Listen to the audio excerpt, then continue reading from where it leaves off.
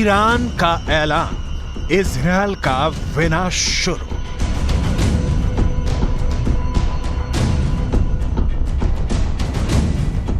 Gaza में भयंकर नरसंहार का बदला अब ईरान लेगा।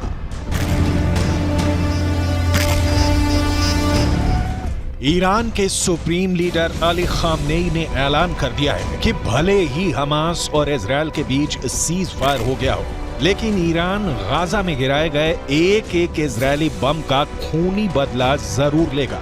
ईरान ने यहां तक धमकी दी है कि वो इजरायल और अमेरिका को किसी भी कीमत पर नहीं बख्शेगा और अब इजरायल पर भीषण हमले शुरू हो चुके हैं।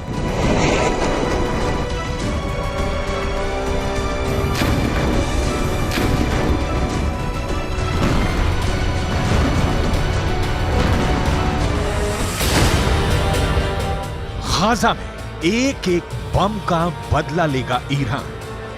हम आपको आगे बताएंगे कि ईरान इजरायल पर किस तरह से घातक हमले शुरू कर रहा है और अभी ईरान हिजबुल्लाह हूथी के लड़ाकों के साथ मिलकर इजरायल पर किस तरह से हमले तेज कर रहा है। लेकिन उससे पहले ये जान लीजिए कि इजरायली सेना ने सीज फायर के दौरान पिछले 48 घंटे में गाजा और वेस्ट बैंक में कितनी भीषण तबाही मचाई है और हमास को कितना बड़ा नुकसान हुआ है।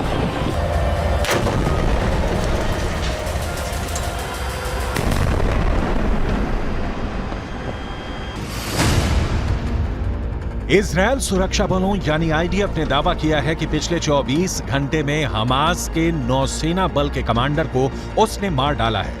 Commander Umar Abu Jallah Hamas की नौसेना बल में एक सीनियर कमांडर था।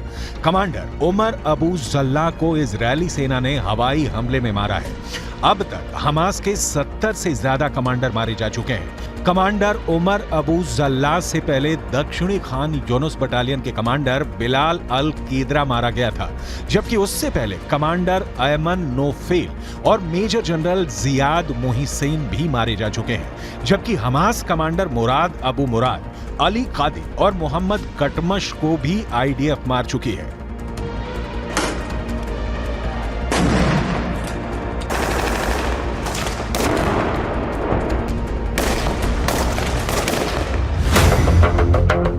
इजरायल को नहीं बचा पाएगा सीज फायर। अब सवाल उठता है कि आखिर इजरायल के सामने ऐसी क्या मजबूरी हुई कि उसे हमास के साथ 4 दिन का सीज फायर करना पड़ा। ईरानी सेना के दावों के मुताबिक गाजा सिटी में इजरायली सेना को भी भारी नुकसान हुआ है। ईरान का यहां तक दावा है कि भले इजरायल अपने 70 सैनिकों के मरने का दावा करे, लेकिन हकीकत में इजरायल के 10 से 20 गुना सैनिक गाजा सिटी में सीधी जंग में मारे जा चुके हैं। इसीलिए ईरान के सुप्रीम लीडर अली खामनेई 4 दिन के सीज फायर शुरू होने के साथ ही ऐलान कर दिया था कि गाजा में गिराए गए एक एक इजरायली बम का बदला लिया जाएगा। इसी को लेकर ईरान की राजधानी तेहरान में ईरान सैनिक और लड़ाकों ने जबरदस्त प्रदर्शन किया है, जिसमें इजरायल को नक्शे से मिटाने की कस्में खाई गई हैं। तेहरान में हुए प्रदर्शन की तस्वीरों में साफ देखा जा सकता है कि जबरदस्त नारों के बीच इजरायल को मिटाने की कस्में खाई जा रही हैं।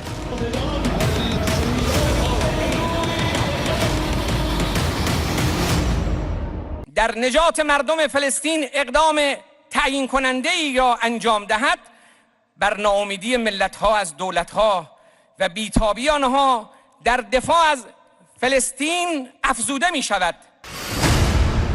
ईरान का ऐलान, इजरायल का विनाश शुरू। पश्चिमी मीडिया के मुताबिक नेतन्याहू के लाख चेतावनी देने के बावजूद ईरान बंकरों में छिपे अपने घातक हथियारों से इजरायल पर बड़े हमले की तैयारी कर चुका है। एक अनुमान के मुताबिक इजरायल पर हमला करने के लिए ईरान ने शाहिद सीरीज के आत्मघाती ड्रोन तैयार कर चुका है। इसके अलावा मुहाजिर 10, अराश 2 ड्रोन भी ईरान के बेहद घातक हथियार हैं, जो इजरायली शहरों को तबाह कर सकते हैं।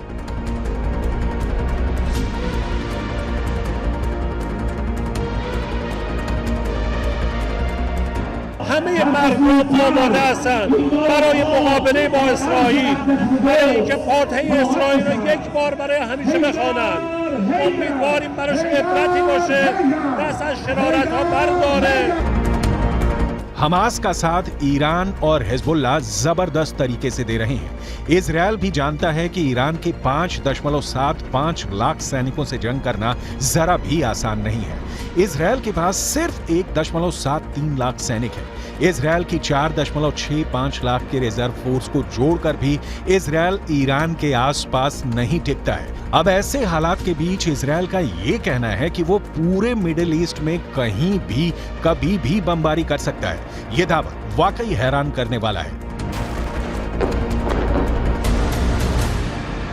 כך חנה קציר היקרה, ששבה היום הביתה, לאחר שארגוני הטרור טענו שהרגו אותה לפני מספר ימים. לכן, יש להסתמך על דיווחים של גורמים רשמיים בלבד. בעזה, בשעות הבוקר, כוחות צה"ל נערכו בקווי ההפוגה בשטח רצועת עזה.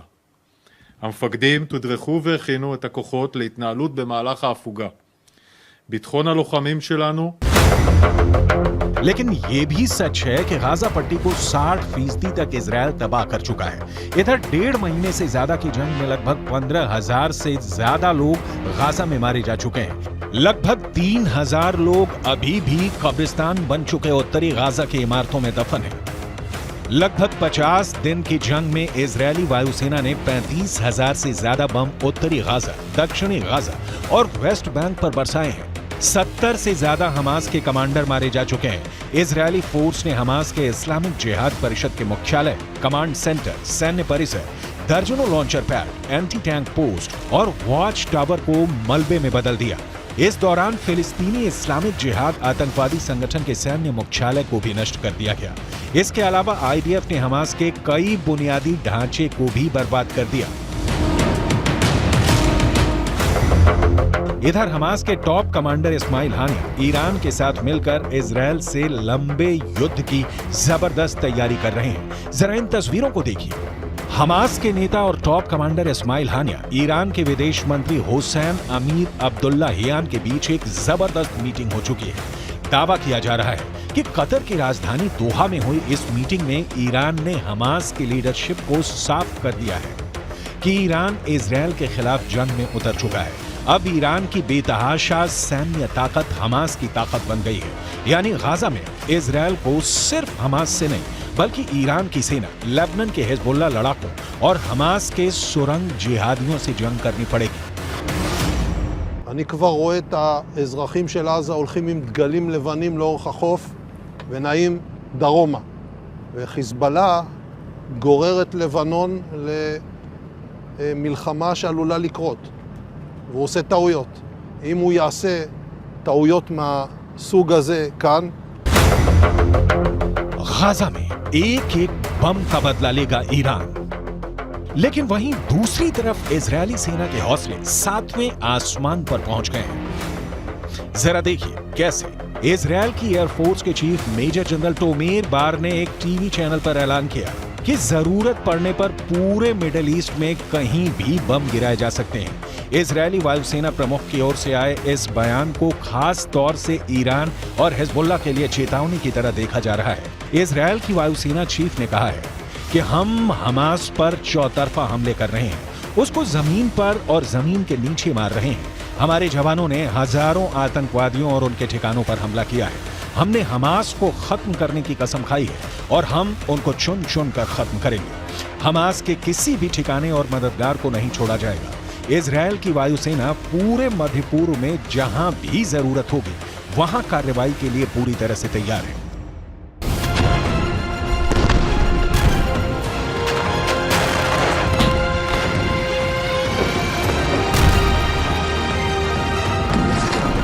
אנחנו חודש כבר במלחמה, פוגעים מאוד מאוד קשה בחמאס, פוגעים בהנהגה של חמאס, פוגעים במפקדים, פוגעים במחבלים, הורסים לחמאס את התשתיות בעזה, ואנחנו גם כל הזמן במוכנות לאזורים אחרים. הבסיס הזה יודע להגיע. हमास की मौजूदा सैन्य क्षमता को देखें तो उसके पास ज्यादातर ईरान के दिए हथियार हैं। इजरायल पर मौजूदा हमले में फज्र 3 और फज्र 5 रॉकेट का इस्तेमाल किया जा रहा है। ये दोनों ही सतह से सतह पर मार करने वाली मिसाइलें हैं। इनमें से फज्र 3 43 किलोमीटर तक वार कर सकती है, जबकि फज्र 5 75 किलोमीटर तक तबाही मचाती है। ईरान से हमास को छोटी दूरी तक मार करने वाले रॉकेटों का जखीरा भी मिला है। इसके अलावा हमास हथगोलों और विस्फोटकों का जमकर इस्तेमाल कर रहा है। आरपीजी से सबसे ज्यादा हमले सुरंगों से हमास इजरायली सेना पर कर रहा है। विस्फोटक बेल्ट का भी इस्तेमाल हमास के लड़ाके आईडीएफ के खिलाफ जमकर कर रहे हैं, जबकि एंटी टैंक मिसाइलें हमास का अचूक हथियार इस वक्त साबित हो रही हैं। कुल मिलाकर ईरान गाजा में इजरायल से खूनी बदले लेना शुरू कर चुका है। अब देखना होगा इजरायल एक साथ हमास, हिजबुल्लाह और ईरान को हमले का जवाब कैसे देगा और सीज फायर के बाद ईरान इजरायल पर किस तरह के घातक हमले करेगा।